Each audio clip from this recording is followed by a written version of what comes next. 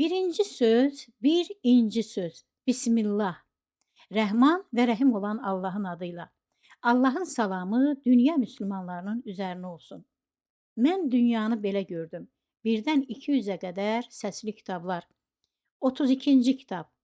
Bir söhbət, bir xatirə, bir hekayə. Bir söhbət. Ruhumuzun sahibi. Belə bir söz var. Dünya fani, ölüm ani. Yerdə, göydə və bunların arasında nə varsa, hamısı Allaha məxsusdur. Həm də bütün bunlar ancaq bu dünyaya, bizim doğulub böyüdüyümüz, yaşayıb ömür sürdüyümüz bəşəri dünyaya aiddir. Yer də bu dünyadadır, göy də bu dünyadadır.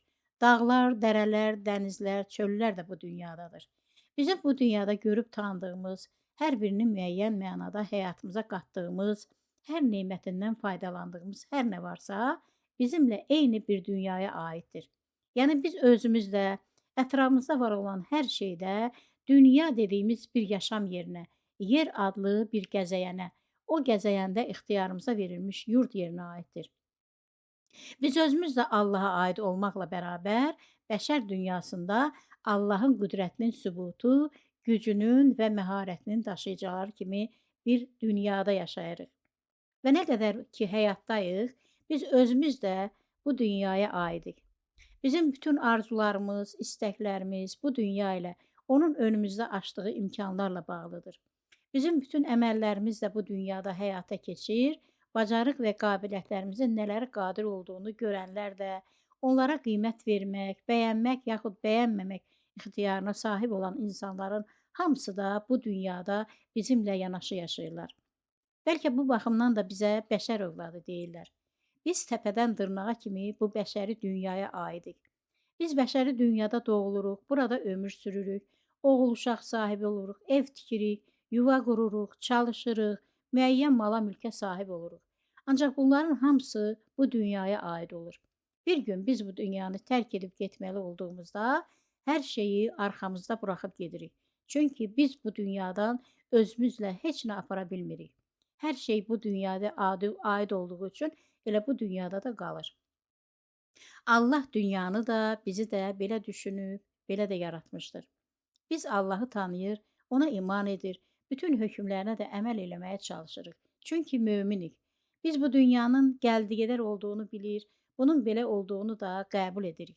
Biz Allahın yaratdığı insan ovladının doğuşdan ölümünə kimi keçdiyi həyatı barədə hər şeyi bilirik. Bir gün bu dünyanı tərk edib gedəcəyimizdən də bəri başdan xəbərimiz var. Hətta onu da bilirik ki, cismimiz ölüb torpağa qarışandan sonra bizdən geriyə nə qalacaqsa, o da dünyada qalacaq. Ahirətə gedən yalnız ruhumuz olacaq. Biz yalnız ruhumuzdan şübhəliyik. Çünki onun haqqında heç nə bilmirik. Allah-u Teala özü ruhlar barədə bizə geniş məlumat vermir, bizə çox sorub soruşduğuma da qadağan edir. Bildiklərinizlə kifayətlənin deyir. Bir də səndən ruh haqqında soruşurlar. De ki, ruh Rəbbinin əmrindədir və sizə çox az bir elm verilmişdir. İsra surəsi 85. Ruhumuz barədə heç nə bilməməyimiz bizi biraz da nigaran qoyaraq, sualına cavab almadığı üçün marağı biraz da artan uşaq halına gətirir. Ruhlar haqqında hər şeyi bilmək istəsək də, Allahın əmrindən də çıxmağa cəsarətimiz çatmır. Ona görə də biz Allahın mərhəmətinə sığınaraq, bizim özümüzü də idarə eləməyi bacaran ruhumuz barədə ancaq fərzələr qura bilirik. Daha doğrusunu isə yenə də Allah bilir. Bizə aid olduqları halda onlar barədə çox şey bilməməyimiz bizi dərin-dərin düşündürür. Biz öz ruhumuzu heç cür kontrol edə bilmirik. Ruhumuz bizimlə müqayisədə o qədər sərbəstdir ki, hara istəsə gedir, hər nə istəsə edə bilir. Xüsusən də bir yuxu aləmi var ki, sanki bütünlüklə ruhlara aiddir. Biz nə yuxular barədə, nə də yuxularda hər istədiyi yerə gedə bilən ruhumuz barədə heç nə bilmirik. Bilmədiyimiz üçün də onları başlı başına buraxmaq zorunda qalırıq. Əlimizdən də bir şey gəlmir. Ancaq bir şey var ki, biz hələ də onlardan şübhəliyik. Əcəba ruhlar da bu dünyaya aid etmək bir yanlış deyil ki? Bu yerdə etiraf edim ki, mən cismimizdən çox ruhumuzu sevirəm. Çünki haqqında heç nə bilmədiyimiz ruhumuzda özümüzə də xoş gələn xüsuslar, özəlliklər var. Cismimizdən fərqli olaraq ruhumuz azaddır. Bu qədərini bilirik. Deyilənə görə ruhlar azad olduqları üçün Biz yatarkən onlar yuxularda hərəkət edir. Dolayısıyla da olsa dinimizin bizə verdiyi bilgiyə görə əslində ölüb dirilmək kimi qiymətləndirilən yuxularımızda ruhlarımız o dünyaya gedib gələ bilirlərmiş. Allah keçsin günahımdan, çünki bu da sadəcə bir fərziyyədir. Ən doğrusunu yenə də Allah bilir. Bir şey var ki, əgər biz bir müddət eyni yerdə oturub qala biliriksə, bizim ruhumuz bizdən ayrıla bilir, eyni zaman kəsimində gedib dünyanı dolaşıb gələ bilir. Bizim bundan xəbərimiz də olmaz. Halbuki bəlkə də dünyanı gəzib dolaşan xəyallarımız, fikirlərimiz deyil, əslində bizim ruhumuzdur. Kim bilir? Allahın qüdrəti nələrə qadir deyil ki? Həyat davam elədikcə cismimizdə daşıdığımız, lakin azad fəaliyyətinə görə qarışa bilmədiyimiz, qadağalarla hərəkətlərinə məhdudiyyət qoya bilmədiyimiz ruhumuz əcəba bizə aiddirmi? Əgər onların yuxularda o dünyaya gedib gəlməsi fərziyyəsi doğrudursa, biz insanların o biri dünya haqqında yalnız hədislərlə kifayətlənmək zorunda qaldığımız bir durumda, hər birimizin ömür sürdüyü bu illər ərzində ruhların hər gecə o tərəfə gedib gəlməsi, onların tamamən axirətə aid olduqlarına, başqa sözlə axirət sakinləri olduğuna birbaşa dəlalət eləmir ki, görəsən. Bəlkə o dünyaya aid olduqlarındandır ki, ruhlar bu dünyanın haqsızlıqlarını, boğucu düzənini çəkə bilmir, hər gecə bizim vücudumuzu tərk edib gedir, bir də səhər üzü qayıdıb gəlirlər. Haşa, mən bunu belə olduğunu iddia elə bilmərəm. Bu bir insanoğlunun həddinə deyil. Sadəcə əgər bir anlıq qəbul eləsək ki, bu belədir, o zaman mən ruhları nəinki qınamaram, bu qaçışlarında onlara hətta haqq da verərəm. Çünki dünyada o qədər çəkilməsi zor olan çirkinliklər var ki, o qədər haqsızlıqlar yaşanır ki, biz özümüz də zaman-zaman bu dünyanı vaxtından əvvəl tərk edib getmək fikrinə düşürük. Hələ bəlkə bizi elə o dözümsüzlüyə sürükləyən də o an nəfəsi çatmayan, bu çirkin dünyadan dərhal qaçmaq, azad olmaq istəyən bizim ruhumuzdur. Kim bilir? Cismimizə diqqət etsək, onda ruhumuzdan əlamətlərindən heç nə tapa bilmərik. Cismimiz tamamən başqadır. Nə var ki, dünyaya aiddir, cismimiz zamanla hər şeyə alışa bilir. İlk dəfə ona xoş gəlməyən bir görünüşə də, insanların çirkin işlərinə də, xain əməllərinə də, nəfsin törətdiyi min bir oyuna da insan cismən alışır. Bir zamandan sonra o negativ halların hamısını doğru bilir, düzgün hesab edir, onlarla barışır, onları qəbul edir. Ancaq ruh elə deyil. Ruh hər cür təsirdən, hər cür bağlılıqdan azaddır deyə bəyənmədiyi heç bir şeyi qəbul eləmir. Ruh etirazını bildirmək üçün çırpınır, haldan hala düşür, əlindən bir şey gəlməyəndə də gecəni gözləyir. Hər necə olsa gecələri seçim onundur. O da o biri dünyanı seçir. Bu başı bəlalı, çirkin dünyadan başını götürüb gedir. Allah bilir, bizim bilmədiyimiz bir yerdə havasını dəyişir, bütün acığını qusur, özünü tərtəmiz təmizlədikdən, quş kimi yüngülləşdikdən sonra geri gəlir. Yenə də yatağımıza dönür, bizim boş hava balonu kimi yatıb qalmış vücudumuzda öz yerini tutur. Belə çıxır ki, rahat yatdığımızda şirin-şirin yatan ancaq bizim cismimizdir. Ruhumuz isə heç zaman yatmırmış. Allahu aləm. Həzrət Əlinin radiyallahu anh bir sözü var. İnsanlar yuxudadırlar, öldüklərində oyanacaqlar. Mənim bütün bu söylediklərim eynən belədirmi, deyilmi, bunu mən də bilmirəm.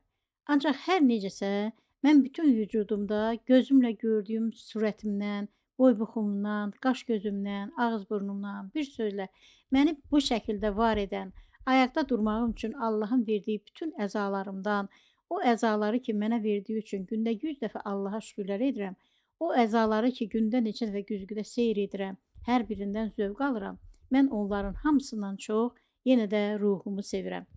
Mən azad olduğu üçün heç mənim özümə də tabi olmayan, istədiyi vaxt dünyanı bir nəfəsə dolanıb gəlməyə bacaran ruhumu çox sevirəm. Mən ruhumdakı, cismimdə olmayan o azadlığı sevirəm. Cismim ruhum qədər azad deyil, cəsarətli deyil. Cismimə aid olan əzalarım da tamamilə başqadır. Cismimi təşkil edən əzaların aldada bilər, aldana da bilər. Yaxşı da yaxşı deyə bilər, yeri gələndə, yaxud məcbur qalanda pisə də yaxşı deyə bilər. Və bunlar çox normaldır, çünki cismim insan adlı dünya malı, onun yaşadığı aldanışlar da insan halıdır. Ona görə də mən onlara ruhuma verdiyim ən yüksək qiyməti verə bilmirəm. Mən onlara çox güvənə də bilmirəm. Çünki mənim cismimi oluşduran hər nəyim varsa, hamısı bu dünyanın malıdır. Təkcə ruhum buralı deyil. Buralı olmadığına da hər halından bəllidir. Ruhum yalana qarşı həssasdır. Saxtakarlığı, riyakarlığı qəbul edə bilmir. Əgər mənə bir şey təklif olunursa, bəyənməsəm də, ürəyimdən olmasa da, mən çox düşünüb, nəyinsə xatirinizsə onu qəbul edə bilərəm. Ya gözüm alışar, ya da başqa seçimim olmaz, ya da məcbur qalaram. Təkcə ruhum bu iş birliyinə getməyəcək. Özünü oda közə vuracaq, çabalayacaq. Belə demək olarsa özünü gah o divara, gah bu divara çırparaq üsyan edəcək. Nəhayət beynimdəki həyəcan təbili çalınan o qırmızı işıq yandıracaq. Ortada bir yalan olduğunu xəbər verəcək. Mənə sözün ən düzünü deyəcək. O da doğrudur ki, ruhlar Allahın əmrindədir. Quran-ı Kərimin Səcdə surəsində deyildiyindən, hədis şərifdə də təsviri veriləndən belə məlum olur ki, Allah insanları yaratdıqdan öncə hər birinin ruhundan söz alır, sonra da onlara can üfürürmüş. Ruhumuz Allaha eşitdik və iman etdik sözü vermişlər. Odur ki, həyatımızda nə baş verirsə versin, cisimlərdən oluşan biz bəzən dönük çıxa bilsək də, ruhlarımız heç vaxt dönük çıxmır. Çünki ruhlar bilirlər ki, axirətə dönəcək olan da, Allahın hüzuruna çıxacaq olan da, hər bir hərəkətin cavabını verəcək olan da onlar olacaqdır, bizim ruhumuz. O Allah yaratdığı hər şeyi ən gözəl bir şəkildə yaratdı və insanı yaratmağa bir palçıqdan başladı. Səcdə surəsi 7. Sonra da onu şəkilləndirib içinə öz ruhundan üflədi. Sizin üçün eşitməyi, görməyi və könülləri yaratdı. Səcdə surəsi 9. Nəhayət bir gün gəlir ki, Allah bizlərdən kiminsə ruhunu bu dəfə təməlli olaraq yanına çağırır. Allah ona çağırdığı zaman onlar da əmrə itaət edərək dərhal bizim cismimizi tərk edib gedirlər. Ruhumuzun cismimizi tərk edib getdiyi o müthiş an bizim ölüm anımızdır. O gün can candan ayrılır. Cismimiz yüz yerində qara torpağa qarışıb qalırkən ruhumuz Allahın dərgahına tələsir. O son anda səkərat anı deyilən bir məqamda var ki, o an ruhumuz getmək üçün dartınırkən cismimiz hələ də onu tutub saxlamağa çalışır. Fəqət o gün səkərat anı uzun da sürsə, qısa da sürsə, məsələ ruhumuzun qopub getməsi ilə bitəcək ki, o anda cismimiz üçün ölüm gerçəkləşmiş olacaq. Allahu aləm. Şübhəsiz ki, qiyamətə aid bilgi Allahın, bəli, onun yanındadır. Yağışı o yağdırır və rəhimlərdə nə olduğunu da o bilir. Heç kim sabah nə qazanacağını bilməz. Heç kim harda öləcəyini də bilməz. Loğman surəsi 34. Allahu aləm son. Bir xatirə, Məscid-i Harama ziyarətimiz. O gün heç Məscid-i Harama getmək fikrimiz yox idi. Çünki bütün günümüz dağda daşda keçmişdi. Biz sahabilərin keçdiyi zorlu yollara düşmüş, onların izlərini tutaraq çox mübarək yerləri gəzmiş, son olaraq da Arafat dağına qalxmış, oranı ziyarət edib geri gəlmişdik. Əvvəlcə duş alıb çölün toz torpağından təmizləndik. Sonra qayalara dırmaşarkən əzilmiş, çızılmış yaralarımıza dərman sürdük. Özümüzü səhmana saldıq. Birazdan yemək saatı çatdı, biz də yeməyimizi yedik. İbadət işləri elə hesablanmışdı ki, hər şey bir-birinin ardınca gəlirdi. Yeməyi yenicə bitirmişdik ki, mağrib namazının vaxtı girdi. Biz də mağrib namazını qılıb otağımıza çəkildik. Biraz yatdıq. Axşama kimi yatmışdıq deyə artıq bütün yorğunluğumuz canımızdan çıxmışdı. Geriyə bir işra namazı qalırdı ki, ona da hələ 2 saat vardı. Biz də oğlumla aradakı vaxtı kafedə çay içməklə keçirməyə qərar verdik. Mən zəncəfilli çay içməyi hacda öyrəndim. Çox da sevdim. Odur budur, mən çayı zəncəfilsiz dəmləmirəm. O gün də mən özümə elə ilk gündən çox bəyəndiyim zəncəfilli, ballı, limonlu çay sifariş elədim. Oğlumla ikimiz çaylarımız önümüzdə kafedə oturub çay içirdik. Birdən oğlumun telefonuna zəng gəldi. Oğlumun burada tanış olduğu dostlarından biri idi. O Məscid-i Haramda ibadət edirdi. Gənc zəvvar bu saatda orada insan sayının çox az olduğunu söylədi. Fürsət varkən oğlumla məni oraya rahat şəkildə tavaf eləməyə çağırdı.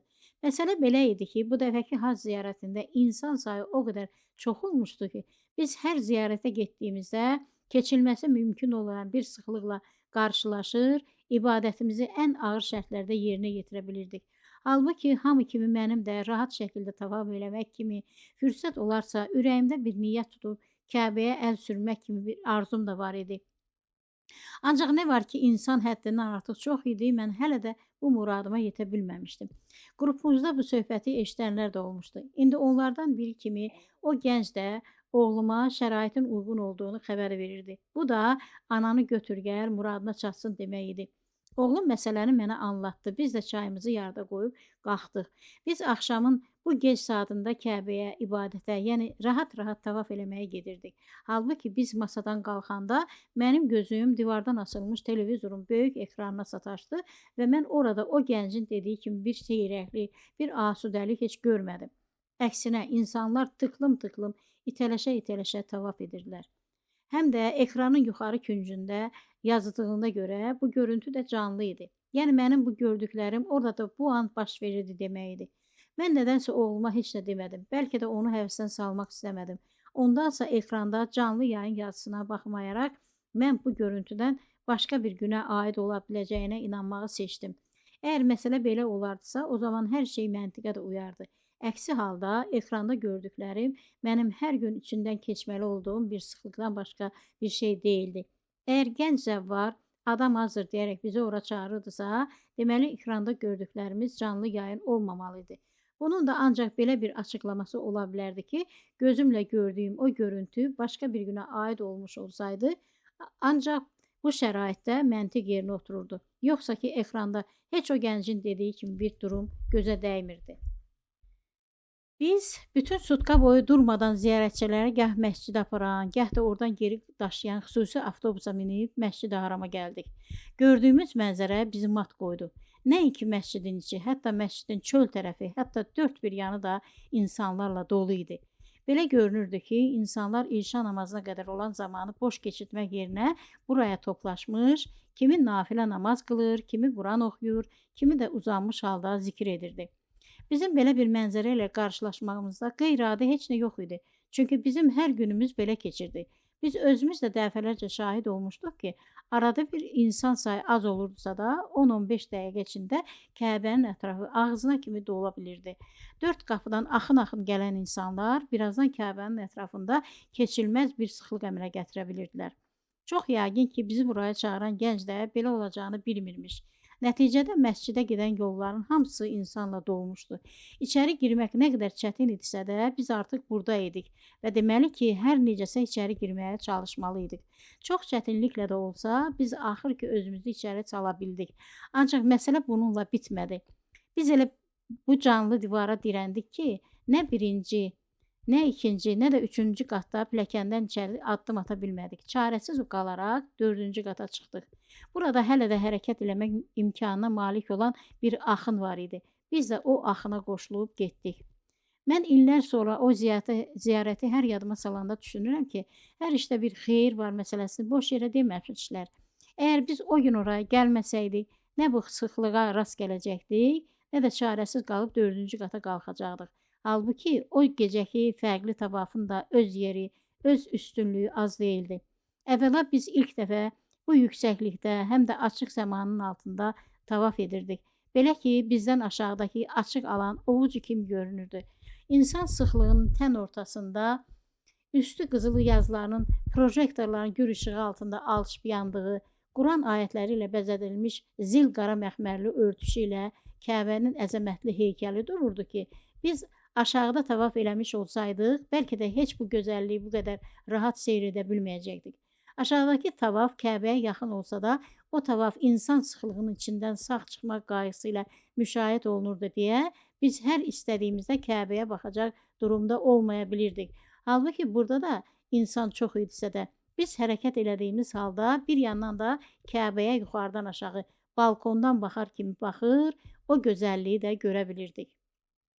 Buradan baxıb seyr elədiyimiz bizim gözümüzü oxşayırdı. Bizdən yuxarıda isə qatı qaranlığa bürünmüş səma, sayrışan ulduzlar, bir də fürsət varkən varlığını bu şəkildə bizə nümayiş elətdiriyindən məmnun görünən ay var idi. Həm də bu dəfə ay bizə çox yaxın idi. Biz tavaf edirdik. Dəyişik vəziyyətdə, dəyişik şərtlərdə olduğumuzun fərqində Bizdə əsla peşmançılıq hissi oyatmırdı bu fərq. Əksinə, biz bu fürsəti də layiqincə dəyərləndirməyə çalışırdıq. Mən bir an otelin divarındakı televizorda gördüklərimi xatırladım və anladım ki, bu da bir qismət imiş. Bu niyyətlə də bu günü də, bu fürsəti də bizə nəsib edən Allaha həmd və sənalar eləməyə başladım. Məni arxadan yüngülcə qucaqlayan, irəliləməyimə bu şəkildə dəstək verən oğluma sarı döndüm. O mənim nəsə demək istədiyimi düşünərək başını əydi. Mən onu üzümə yaxın olan yanağından öpdüm. Biz bir kəlmə danışmadan bir-birimizi anladıq. Bugün burada hər kəs halından məmnun idi. Çünki bizə çox insana qismət olmayan bir səadət nəsib olmuşdu. Biz bir müsəlmanın bir ömür boyu xəyalını qurduğu, yolunu həsrətlə gözlədiyi hac ziyarəti kimi mübarək bir səadət. Nəhayət biz tavafı bitirdik. Yüksək əhval-ruhiyyədə özümüzə bir yer seçib oturduq. Gecənin nisfi sərinliyində ürəyimizə yığılıb qalmış dualarımızı dilə gətirməyə başladıq. Bu duaların çoxu qohum-əqrabaya, dosta-tanışa aid idi. Biz onları da dilə gətirməyi unutmadıq. Biz o insanlara söz vermişdik. Ona görə də bu duaları bu yerdə eləmək kimi əlavə bir məsuliyyətimiz də var idi. Mömin insan duaların da Allah qatında digər ibadətlər kimi çox vacib olduğunu yaxşı bilir. Biz də unutmadıq ki, ibadətlərin içində daha qiymətli, daha əhəmiyyətli bir ibadət də var. O da bizim Rabbimizə söylədiyimiz dualarımızdır. Özünün buyurduğuna görə bizə şah damarımızdan da yaxın olan Allah Cəllə Cəlaluhu bizdən hər zaman dua gözləyir. Biz sidq ürəklə dualar edirik, o da sonsuz əzəməti və qüdrəti ilə o duaları qəbul edir, o dualara cavab verir. Birazdan tilavəti və gözəl avazı ilə könülləri oxşayan, qulaqlara da xoş gələn bir azan səsi dalğa-dalğa ucalmağa, səmaya yayılmağa başladı. Bir neçə yüksək səsli mikrofonlardan gələn azan səsləri gecənin qaranlığında bir-birinə qarışaraq Məkkə şəhərinin üzərinə yayılır. Bununla da çox maraqlı bir əks səda yaradırdı. Bu azan Məscid-i Haramda, əslində bütün Səudiyyədə İşa namazının vaxtının girdiyini xəbər verirdi. Həmin gün oğlum o azan səsini telefonuna qeyd elədi. Sonralar biz tez-tez hac ziyarətimizi yada salarkən bizə o günlərdən xatirə qalan o azan səsini də təkrar-təkrar dinləməyi bir adət elədik. Çünki o ziyarətlə bağlı hər şeyin bizim üçün bu qədər dəyərli olduğu bir durumda bu azan səsi də yaddaşımızda ilişib qalmış o çox qiymətli, çox əhəmiyyətli xatirələrə qapı açan sehirli bir vasitəyə dönmüşdü bizim üçün.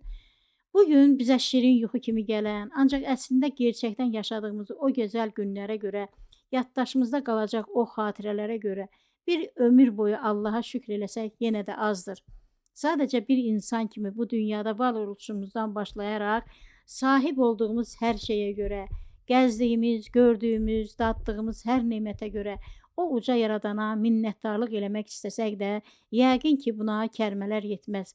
Ancaq biz yenə də bizi yaradan, bizim dualarımızı qəbul edib o yolları üzümüzə açan, o mübarək yerlərə ayaq basmağı bizə nəsib eylən o Allaha şükürlər olsun deyək ki, niyyətimiz hər zaman hər insan oğluna bəlli olsun.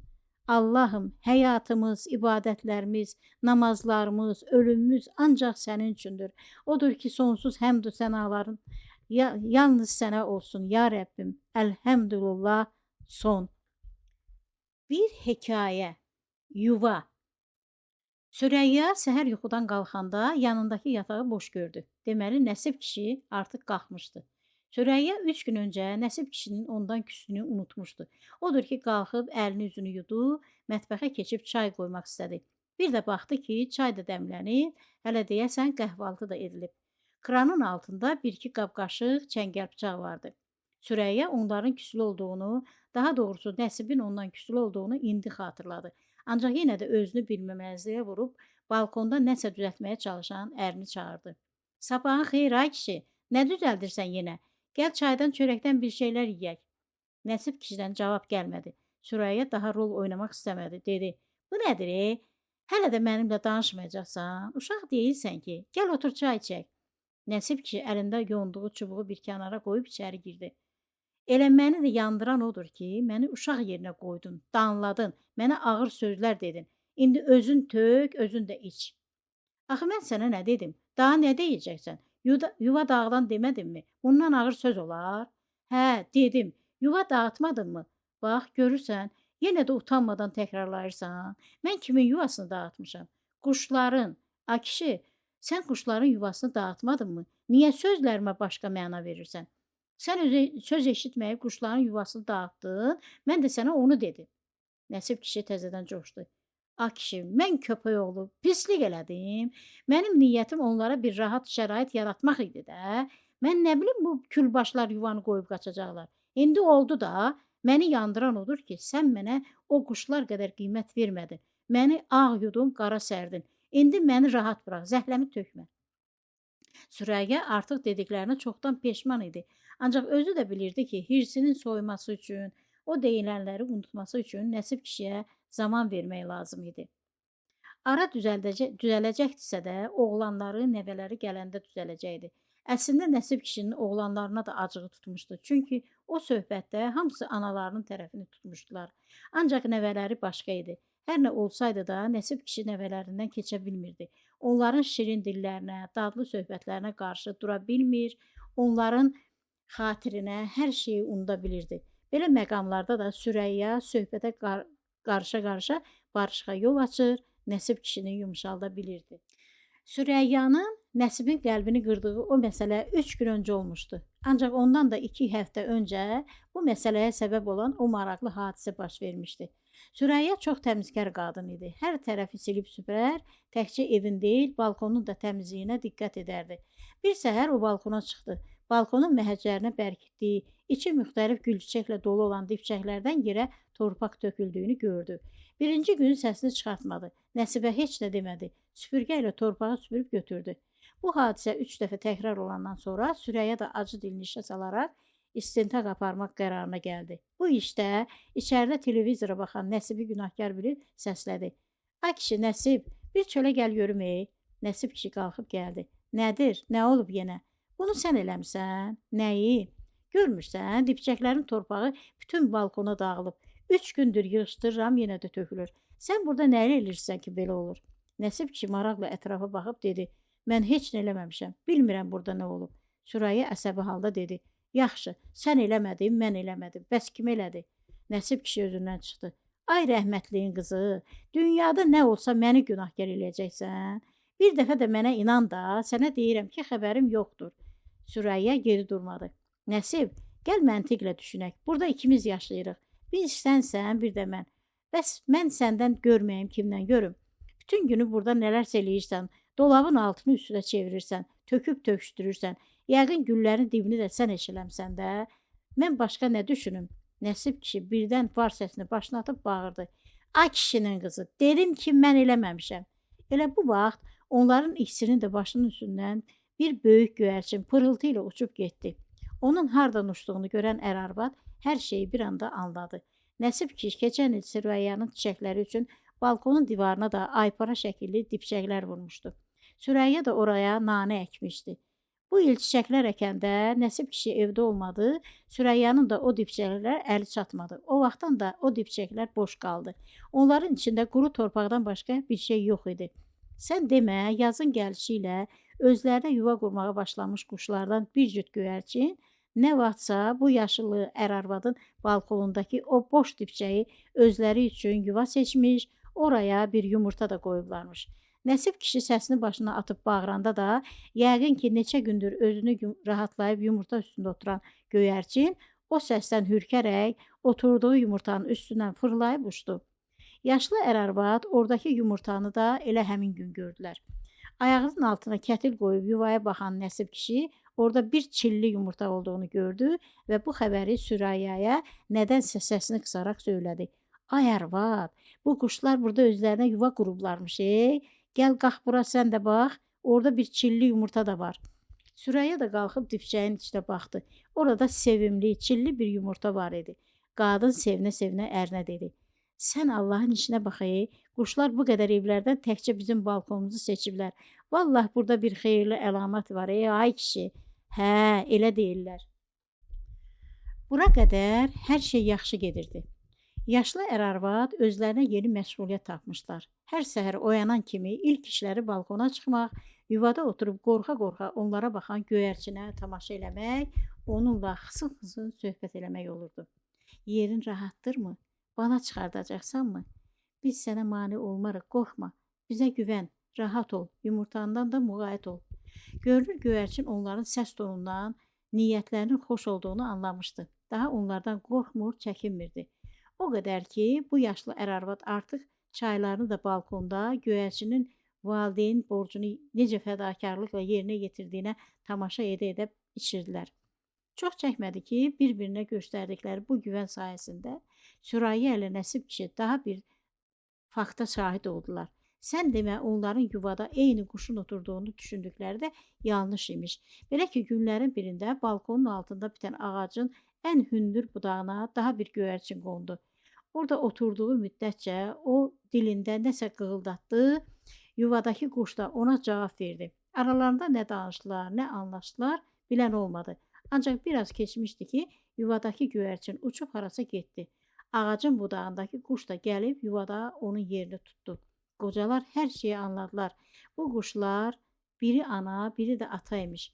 Doğrudur, bir baxmaqla onlardan hansının dişi, hansının erkək olduğunu demək mümkün değildi. Ancaq sən demə, Sürayya ilə Nəsib bugünə qədər onların eyni quş olduğunu sanmışlar. Halbuki əvvəldən də quşlardan biri gəlib, biri gedirmiş. Sadəcə qocalar bunu belə olduğunu anlamamışlar. Erkək quşun gəlişi ilə qocanın həyatı biraz da maraqlı olmağa başladı. Nəsib kişi balkonun mərcərinə kiçik bir taxta lövhə bərkitdi. Sürayya da bu lövhənin üstünə çörək qırıntıları, düyü, bulğur dənələri səpirdi. Onlar artıq anlamışlar ki, quşlar hər də onlara sonuna kimi güvənmirlər. Ona görə də tez içəri keçir, hadisələrin bundan sonrasını pəncərədən izləyirlər. Növbə çəkən quş biraz gözləkdən sonra uçub o lövhəçin üstünə qonur, ora səpilmiş nemətlərdən doyunca yeyirdi. Belə çıxırdı ki, hansı quş növbədə olurdusa, o vaxtında yerini tərk etmədən, uzağa getmədən doyunca qidalana bilirdi. Pəncərədən quşları izləyən qocaların sevincinin həddi hüdudu yox idi. Ta ki bir gün Nəsib kişinin höcətliyi tutdu, quşların yuvasına əl gəzdirmək fitnə düşdü. O gün Sürəyya Nəsib kişini ancaq xəbərdar elədi. Bax, o düşündüyünü eləməyəsən ha, quşlar bunu sevməzlər. O yumurtadakı bala da yazıqdır. Nəsib kişi dirəndi. Niyə ey? Mən bəyər pislik eləmək istəyirəm. Mən o quşların yer dəyişmə məqamında ehtiyatla yuvaya yaşıl ot döşəyəcəm. Sonra yenə də yumurtanı yerinə qoyacağam. Onlar da çox məmnun olarlar. Süreyyanın səbri darıldı. Olmaz. Elə bir şey eləsən onlar yumurtanı da, yuvanı da tərk edib gedəcəklər. Sən hardan bilirsən? Özündən uydurma. Daş kimi torpaqdansa yaşıl otun içində oturacaqlar. Pis olar bəyəm. Süreyya təlaş içində idi. Ona görə də bilmirdi Nəsib kişiyə necə təsir eləsin. Ay kişi, bunu sən də bilirsən, mən də. Hələ uşaqlığımızdan bilirik. Bəlgəsəldə də görmüşük. Quşlar onların yuvasına əl vurulmasını sevməzlər. Gəl bu fikrindən əl çək. Günlər ötür, yaşlı ər-arvadın arasında bu mübahisə get-gedə biraz da qızışırdı. Sürəyya çox narahat idi, çünki ərinin xasiyyətinə yaxşı bələd idi. Hələ gənc yaşlarını bilirdi ki, Nəsib kişi Molla Nəsrəddinin oğlu kimi hər şeyi tərsinə edən idi. Ona bir işi gör dediyində illər keçər, o da inadla o işi görməzdi. Digər ki, bir iş görmə, eləmə dedinsə, o mütləq bir vaxt tapıb o işi görəcəkdi. İndi Sürəyya ürəyində özünü qınayırdı ki, ilk dəfə bu fikir ağzından çıxanda gərək Nəsib kişiyə çox gözəl fikirdir, elə deyəydi. Ancaq nə var ki, ürəyindəki təlaş Sürəyya üstün gəldi, o da yanlış olaraq ərinə amandır eləmə dedi və o gündən də bildi ki, bu iş bir gün olacaq. Sadəcə geci tezi vardı. Sürəyya oğlanlarına da bu məsələni açdı. Uşaqlar da atalarına belə bir iş tutmamasını məsləhət gördülər. Evə gəlib gedən tanış biliş də eyni şeyi deyirdi. Söhbət uzandıqca Nəsib kişi artıq heç bir reaksiya vermir, susurdu. Bir gün Sürəyya həftə bazarından evə dönürdü. Uzaqdan Nəsib kişinin balkonda əyilib qalxdığını gördü. Ancaq ürəyinə heç nə gəlmədi. Evə yaxınlaşanda balkonun altındakı ağacda iki göyərçinin oturduğunu, təlaşla ağız-ağıza verib qığıldadıqlarını gördü. Sürəyya əli ayağını basa-basa evə gəldi.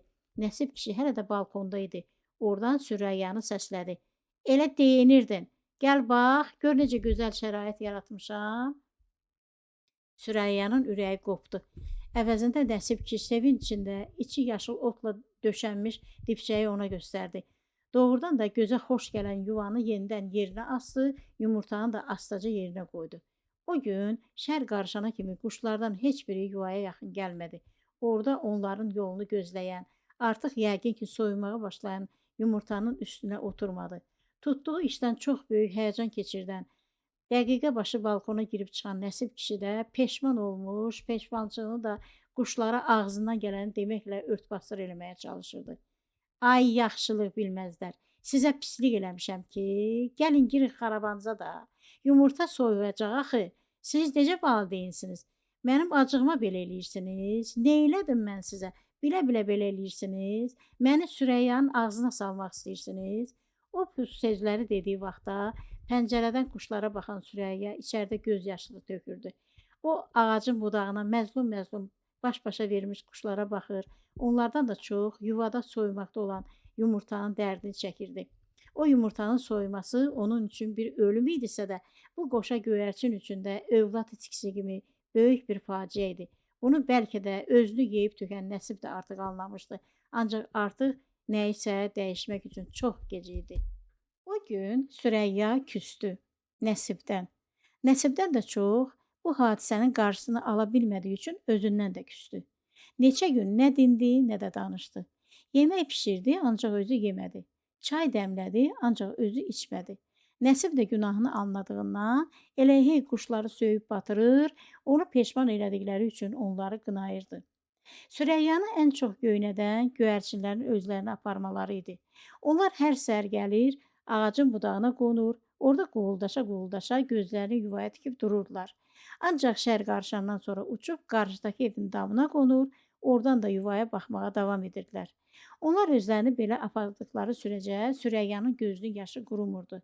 Övladları gəlib gedir, atalarını qınayır, analarını sakitləşdirməyə çalışırdılar. Bir gün evin böyük oğlu dedi: "Ana, o yumurta orada olduğu sürəcə bunlar buradan getməyəcəklər. Yumurtanı götürüb atmaq lazımdır." Nəsib ki ürəklənib dedi: "Əslində mən də onu deyəcəkdim. Ora milçəklər yığılışdığından bəllidir ki, yumurta artıq xarab olub. Biraz da qalsa iyi verəcək.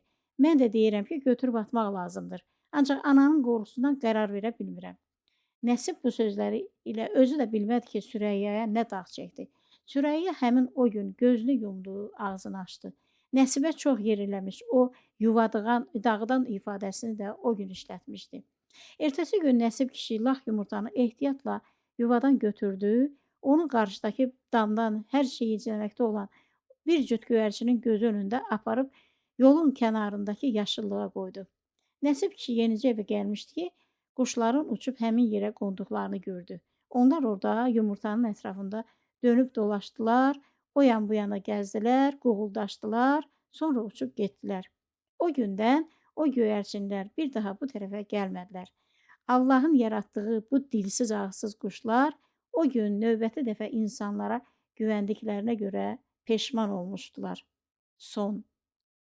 İnşallah növbəti 33-cü kitabda görüşmək ümidi ilə Allaha əmanət olun.